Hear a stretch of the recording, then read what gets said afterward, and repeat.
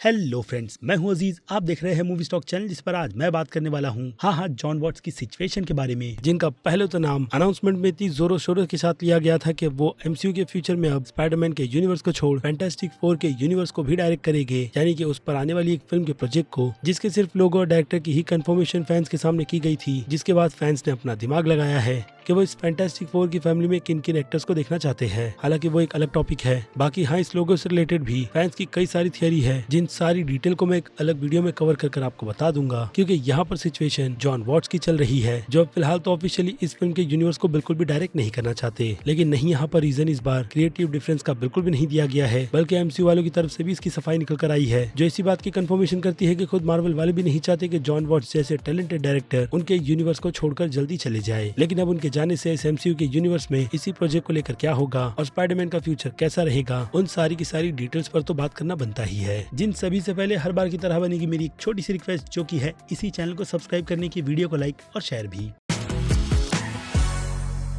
तो फ्रेंड्स, तो जितनी अच्छी तरीके से क्लियरिफिकेशन डिज्नी वालों से लेकर केविन फैगी की तरफ से स्टेटमेंट के तौर पर दी गई है, वो इस बात की, जैसे कि मैंने कहा, कंफर्मेशन तो देती ही है कि जॉन वॉट्स को लेकर एमसीयू वाले कोई भी रिस्क लेना नहीं चाहते, इसलिए उन्हें सिंपली छुट्टी पर भेज दिया गया है, जो 2017 से भी पहले एमसीयू के यूनिवर्स के साथ जुड़े थे और उन्होंने इस यूनिवर्स में स्पाइडरमैन नो वे होम जैसी फिल्म बनाई थी। यानी शुरुआत 2015 से है तो खत्म 2021 तक हुई है, जहाँ तक उन्होंने एमसीयू के लिए टॉम हॉलैंड के वर्जन की स्पाइडरमैन की ट्रिलॉजी को कंप्लीट कर दिया। यानी जॉन वॉट्स ने अपने 6 से 7 साल एमसीयू के यूनिवर्स को दिया है, जिसमें अगर एक आदमी एक ही काम करेगा, वो भी इतने सालों तक, तो डेफिनेटली बोर तो होगा ही। एग्जाम्पल मेरा भी ले लो, इसलिए वीडियो कभी कभी लेट हो जाती है, जिस सिचुएशन को मैं आपको एक्सप्लेन भी कर देता हूँ। खैर, तो ऐसे में स्टेटमेंट की बात करें तो एमसीयू वालों की तरफ से ये बात बहुत ही अच्छी तरीके से कंफर्म कर दी गई है कि उन्होंने ये ब्रेक फिलहाल तो अभी के लिए सुपर हीरोज की फिल्मों से लिया है, जिसमें उनका काम डेडलाइन वालों की रिपोर्टिंग के अकॉर्डिंग साल 2015 से चल रहा है। ऐसे में ब्रेक नाम की चीज तो बनती ही है। और केविन फैगी के टेक यानी कि उनके स्टेटमेंट की बात करें तो उन्होंने जॉन वॉट्स को लेकर अपनी सफाई में यही कहा है कि अभी के लिए उन्हें जो ब्रेक मिल रहा है वो उनके लिए भी काफी ज्यादा अच्छा है, लेकिन फ्यूचर में वो डेफिनेटली उनके साथ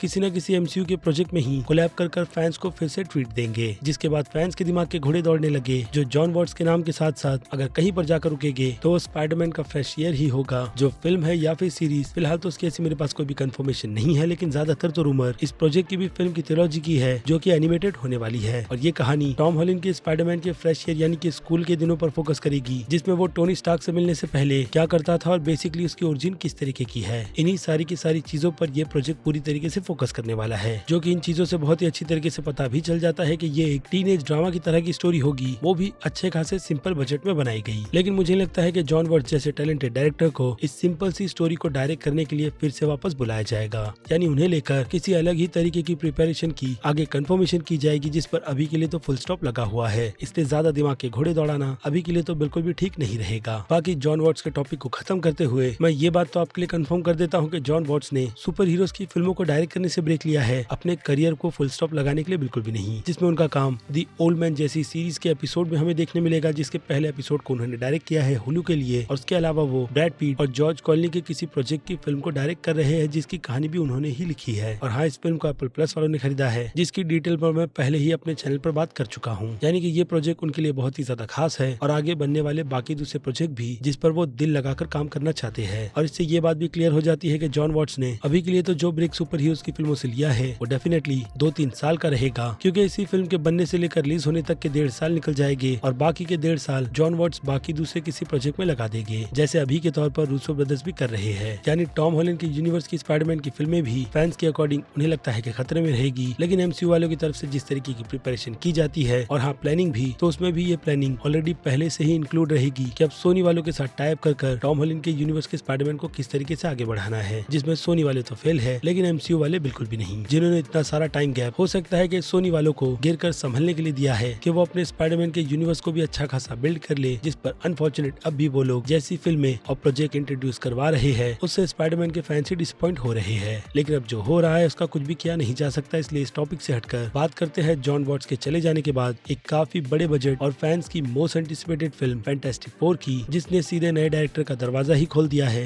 जो अब आकर एमसीयू के यूनिवर्स में अपना टैलेंट दिखा सकता है इसी यूनिवर्स में। जिस आइडिया के पिच में फैंस के दिमाग से अगर कोई नाम निकल कर आता है वो भी बहुत ज्यादा, तो वो आपको पता होगा कि एंटमैन फिल्म के डायरेक्टर पैटन रीड्स का है, जो इस फॉर्मूले यानी कि इस प्रोजेक्ट पर एमसीयू के यूनिवर्स से नहीं बल्कि साल 2000 से लगे हुए हैं, वो भी 20th सेंचुरी फॉक्स के साथ मिलकर, जहाँ पर उनका आइडिया फैंटास्टिक फोर के यूनिवर्स को उस टाइम के हिसाब से प्रेजेंट की टाइमलाइन में नहीं बल्कि 60s के दशक में दिखाने का था। और अब एमसीयू में भी उन्होंने इसी तरीके का आइडिया जो पिच किया था क्वांटम रिम से रिलेटेड, जिसमें फैंटास्टिक फोर की एंट्री एमसीयू के यूनिवर्स में बहुत ही आसानी से हो सकती है, इसी सिंपल से रीजन का एक्सक्यूज देते हुए कि 60s के दौर में उन्होंने नाम और फेम दोनों कमाया होगा, लेकिन क्वांटम रिम के एक्सपेरिमेंट के चलते वो लोग भी जेनेट की तरह फंस गए थे, जिसके बाद उन्हें एमसीयू के यूनिवर्स में प्रेजेंट की टाइमलाइन में बहुत ही अच्छी तरीके से इंट्रोड्यूस करवाया जा सकता है। तो ये आइडिया भी बहुत ही ज्यादा अच्छा है और हाँ थियरी भी, जिस पर अब मार्वल वाले अप्लाई करते भी है या नहीं, उसके चांसेस मुझे मल्टीवर्स ऑफ मैडनेस फिल्म को देखकर थोड़े कम लगते हैं, क्योंकि इस यूनिवर्स में जो वेरिएंट का खेल चल रहा है उस वेरिएंट में हमने जॉन स्कारिंस्की जैसे फैंस के कास्ट किए गए मिस्टर फैंटास्टिक के कैरेक्टर को देख लिया है, जिसे अभी के हिसाब से देखा जाए तो इसी मल्टीवर्स के जरिए इंट्रोड्यूस करवाया जा सकता है। इसी बात को क्लियर कर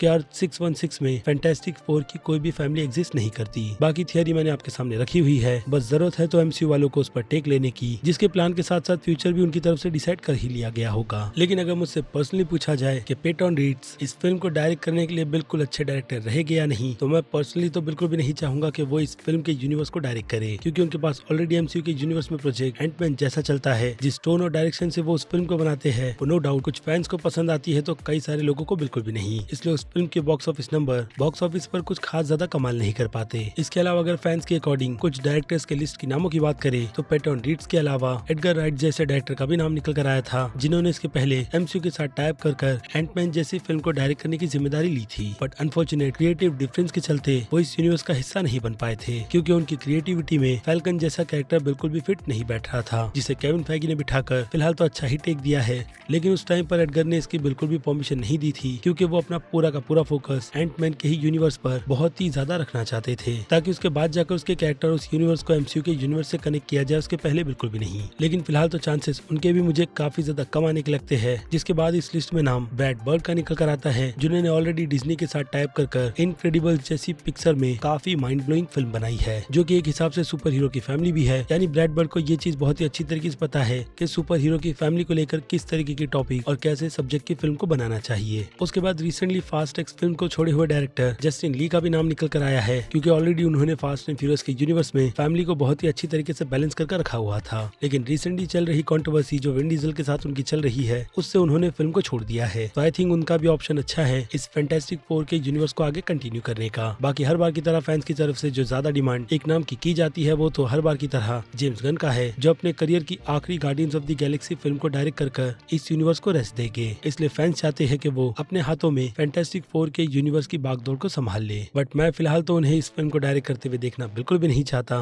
रीजन उन फैंस को बहुत ही अच्छी तरीके से पता होगा जिन लोगों को फैंटास्टिक फोर के यूनिवर्स का बहुत ही अच्छा खासा ज्ञान है। यानी कि डायरेक्टर की ये लिस्ट अभी के लिए तो अननोन है, लेकिन क्या पता मेरी इस वीडियो के अपलोड होने से पहले ही उसकी अनाउंसमेंट कर दी जाए या फिर नहीं भी। जिस पर सजेशन बनेगी आपकी, वो भी इस वीडियो के कमेंट में लिखकर मुझे बताने की कि आप अपनी नजर में किस डायरेक्टर को इस फैंटास्टिक फोर के यूनिवर्स को संभालते हुए देखना चाहते हैं। बाकी मार्वल वाले जो करेंगे उसमें तो उनका 100% रहेगा ही, इसलिए वेट करते हैं एक अच्छे नाम की जो इस यूनिवर्स के साथ में जल्द से जल्द जुड़ जाए, क्योंकि इस फिल्म की अनाउंसमेंट के अच्छा खासा टाइम हो गया है, जिस पर अब तक कोई भी अपडेट निकल कर नहीं आई है। ऊपर से ये सैड न्यूज कहीं ना कहीं फैंस का दिल तो तोड़ती ही है, जिसकी भड़ास आप इस वीडियो के कमेंट के नीचे निकाल सकते हो, क्योंकि अब मेरी तरफ से वक्त है वीडियो को यहीं पर खत्म करने का। मैं हूँ अजीज, आप देख रहे थे मूवी स्टॉक चैनल, जिसे अगर आपने अभी तक सब्सक्राइब नहीं किया है तो सब्सक्राइब कर लीजिए और बगल में बने हुए इस बेल आइकन के साथ साथ नोटिफिकेशन को भी ऑल पर क्लिक कर दीजिएगा। बाकी अब मैं मिलूंगा जल्दी आपसे दूसरी किसी वीडियो में किसी और फिल्म या फिर किसी और सीरीज के टॉपिक पर बात करते हुए। तब तक के लिए आप मेरे चैनल के बाकी दूसरे वीडियोस को भी एंजॉय कीजिए और टिल देन बाय।